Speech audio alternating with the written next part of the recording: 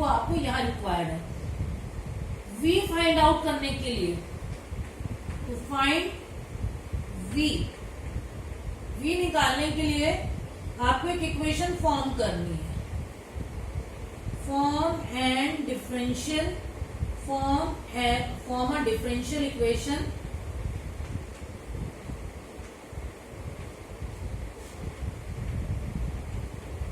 अ differential equation देखिए differential equation आपको बनानी पड़ेगी। इक्वेशन बनेगी d2v upon dx2 plus iv is equals to r, या इसको हम s बोल देते हैं। iv is equals to s।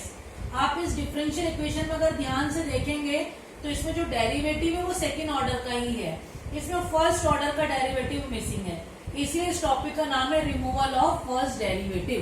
First order derivative भी कह सकते हैं आप इसको। तो ये फर्स्ट ऑर्डर का डेरिवेटिव है जो कि यहाँ पर मिसिंग है। तो सबसे पहले आपको ये इक्वेशन बनानी है। इसको बनाने के लिए आपको रिक्वायरमेंट पड़ेगी i की और s की। i और s फाइंड आउट करने के बाद आप ये इक्वेशन बनाएंगे, फिर इसको सिंप्लीफाई करेंगे, यहाँ से v निकल कर आएगा और आपका कंप्लीट आंसर हो जाएगा u इंटू v। इस इक्वेशन को फॉर्म करने के लिए आपको i की रिक्वायरमेंट है, और जो i है वो हो जाएगा q minus half dp upon dA minus P square by 4। ये आपका i निकालने का फॉर्मूला है। यहाँ से आप फाइंड आउट करेंगे i निकालने के बाद आपको s निकालना है, और s की वैल्यू हो जाएगी r अपॉन u। तो यहाँ से इन दोनों फॉर्मूले से आपको i और s निकालना है।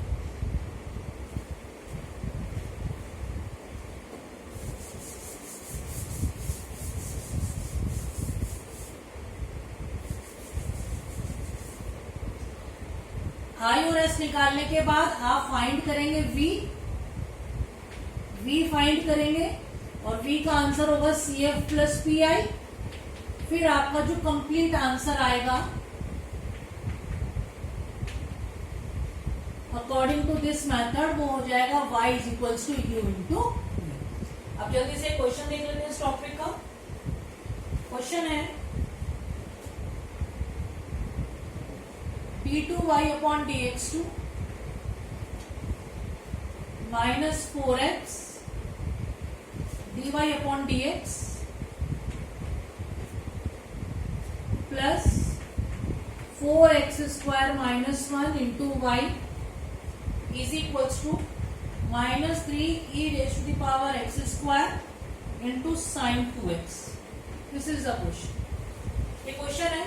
तो सबसे पहले अपने क्वेश्चन को एक बार रिचेक कर लेते हैं, कहीं हमसे कुछ मिस्टेक ना हो गई हो लिखते वक्त। चलिए अब सब सॉल्यूशन को स्टार्ट करेंगे, और सबसे पहले जो भी आपको ये इक्वेशन गिवन है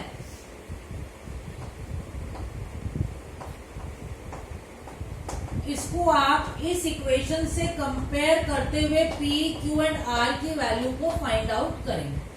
आप देख सकते हैं P की वैल्यू क्या निकल कर आ रही है। यहाँ से P की वैल्यू आ रही है माइनस का 4x, Q की वैल्यू आ रही है 4x स्क्वायर माइनस का 1, और R की वैल्यू आप देख सकते हैं, R की वैल्यू इधर लिख लेते हैं, R की वैल्यू निकल कर आ रही है minus 3 e raise to the power x square into sine 2x।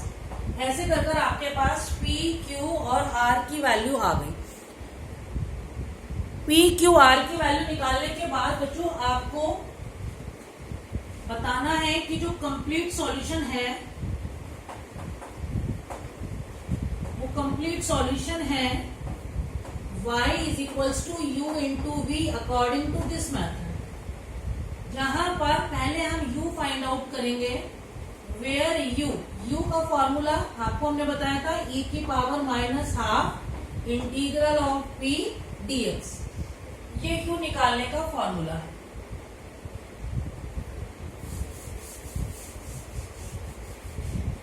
I hope आपको ये पिंक चौक से दिखाई दे रहा है, क्योंकि अब चौक खत्म हो गई है मेरे पास। और यहाँ पे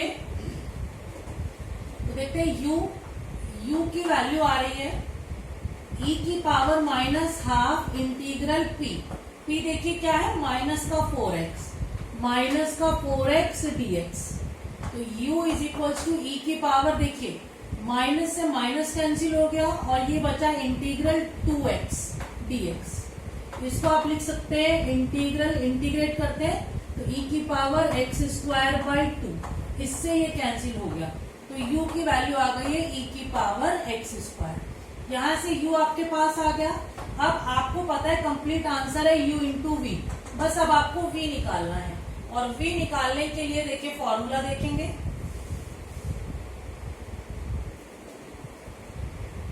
नाउ टू फाइंड v निकालने के लिए हमारे पास जो इक्वेशन थी वो क्या थी? इक्वेशन थी d2v upon dx2 plus iv is equals to s, जहां पर i निकालने के लिए क्या फॉर्मूला था? q minus half dp upon dx minus P square by 4। अब यहां से p की रिक्वायरमेंट और q की रिक्वायरमेंट है, ये यहाँ पर हमने लिखा हुआ है तो यहाँ से वैल्यू लिख लेते हैं। q की वैल्यू है 4x स्क्वायर माइनस 1, आप देख सकते हैं यहाँ पर लिखा हुआ है 4x स्क्वायर माइनस 1। अब इसको रब कर देते हैं। उसके बाद है p की वैल्यू माइनस 4x, याद रखेंगे माइनस 4x।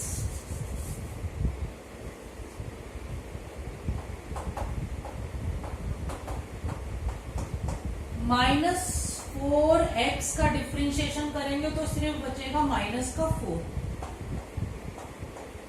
p की वैल्यू थी माइनस 4x, इसका जब स्क्वायर करेंगे तो बन जाएगा 16x स्क्वायर बाई 4। देखते हैं i की वैल्यू क्या निकल कर आ रही है। तो यहां से देखिए 4 और ये बन गया 4x स्क्वायर, इस 4x स्क्वायर से कैंसिल हो गया, ये आ गई है माइनस 1 माइनस माइनस प्लस, यहां से ये कैंसिल हो गया, ये वैल्यू आ गई 2। तो i की वैल्यू आप देख सकते हैं 1 निकल कर आ रही है। i की वैल्यू आपके पास 1 आ गई। अब i निकालने के बाद आपके पास रिक्वायरमेंट है s की वैल्यू भी निकाल लेते हैं और आप देखेंगे जो s है, s को निकालने का क्या फॉर्मूला था? r by u। s को निकालेंगे बच्चों, इधर लिख लेते हैं, s की वैल्यू थी r बाई u। और एक बार ध्यान से अपने क्वेश्चन में r देखते हैं, r क्या था क्वेश्चन के अकॉर्डिंग? क्वेश्चन के अकॉर्डिंग r था minus 3 e raise to the power x square sine 2x upon u, और u कितना है देखिए e की पावर x स्क्वायर। e की पावर x स्क्वायर से e की पावर x स्क्वायर कैंसिल हो गया और s की वैल्यू निकल कर आ रही है माइनस 3 साइन 2x, ये आपका s आ गया। तो जो i की वैल्यू आई है, s की वैल्यू आई है, आप इसको एक नंबरिंग कर दीजिए, दैट इज इक्वेशन नंबर 1, इस 1 में रख दीजिए।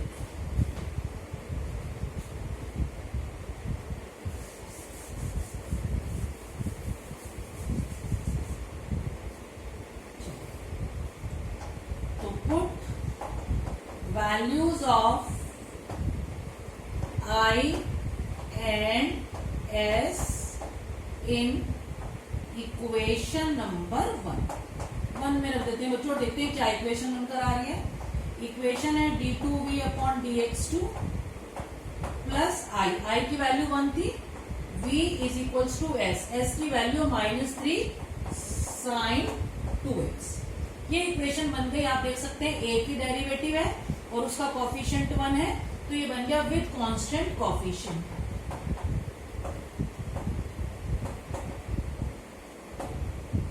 विद कांस्टेंट कॉफिशिएंट, और जब ये विद कांस्टेंट कॉफिशिएंट बन गया तो इसका आंसर आ जाएगा v is equals to C F plus P I. आप देखेंगे v क्यों लिखा है? क्योंकि इंडिपेंडेंट वेरिएबल v है, तो v की वैल्यू आएगी इन टर्म्स ऑफ x, इसका मतलब v की वैल्यू आएगी C F plus P I in terms of x। अब जल्दी से यहाँ से हमें सी एफ निकालना और पी आई निकालना है। इस इक्वेशन को मैं इक्वेशन नंबर 2 मानती हूँ, तो हम लोग फाइंड करेंगे सी एफ। को निकालने बच्चों, CF को निकालने के लिए देखिए क्या इक्वेशन बनेगी auxiliary, m square plus 1 is equals to 0, यानी कि रूट्स क्या निकल कर आ गए आपके प्लस माइनस आयोटा।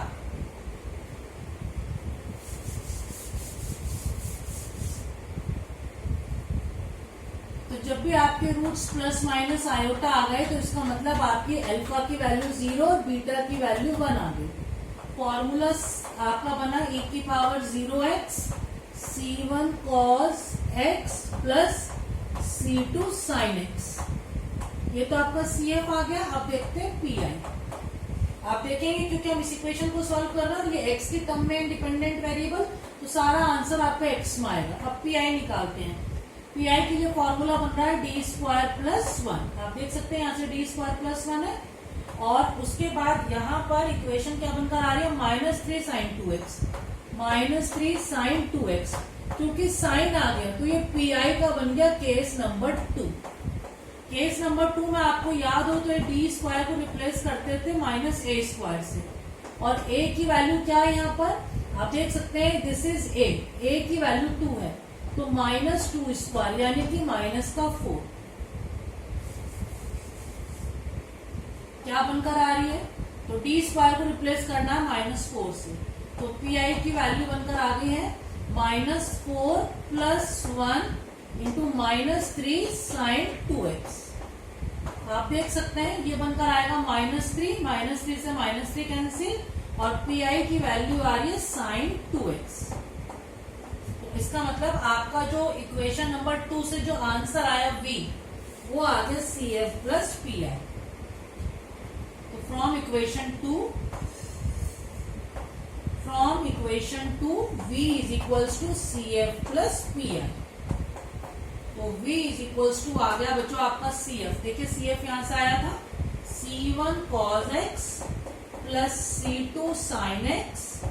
ये आपके पास आ गया है CF, और PI की वैल्यू क्या है, sin 2x plus sin 2x।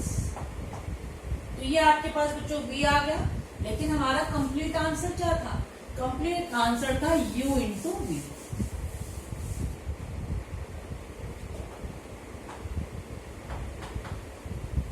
Complete answer according to this method, y is equals to u into v.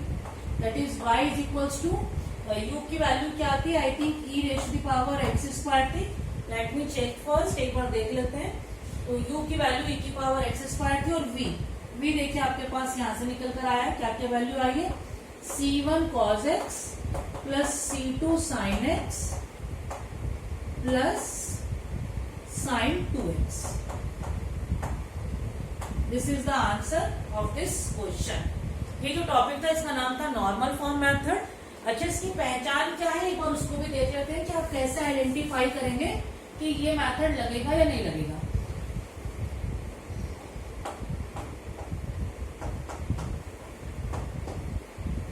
Identification of this method, यानी कि आप कैसे पता करेंगे कि ये मेथड एप्लीकेबल है या नहीं है। आपको पूरा क्वेश्चन पहले करने की जरूरत नहीं है। पहले सिंपल एक तरीका है कि सबसे पहले आप फाइंड कर लीजिए द वैल्यू ऑफ i। आपको सबसे पहले i निकालना है। i का फॉर्मूला क्या था, q minus half dp upon dx minus P square by 4। सबसे पहले बच्चों आप i निकालेंगे। i की जो वैल्यू निकल कर आएगी उस पर डिपेंड करेगा कि ये मेथड लगेगा या नहीं लगेगा। अगर i की वैल्यू कांस्टेंट आ गई, कोई भी कांस्टेंट, जैसे फॉर एग्जांपल i की वैल्यू 2 आ जाए, 3 आ जाए, -4 आ जाए, ऐसा कुछ भी आ जाए, तो ये मेथड एप्लीकेबल है।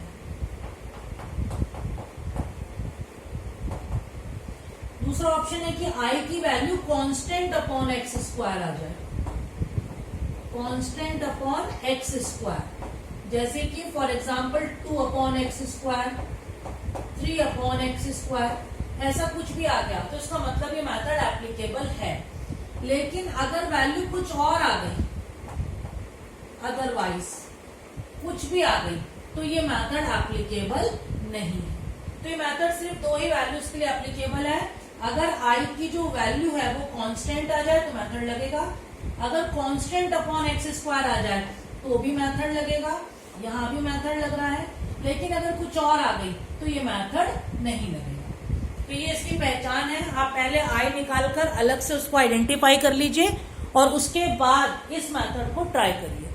तो यहाँ पर ही खत्म होते हैं 2 method, by changing independent variable method and normal form method. Thanks everyone.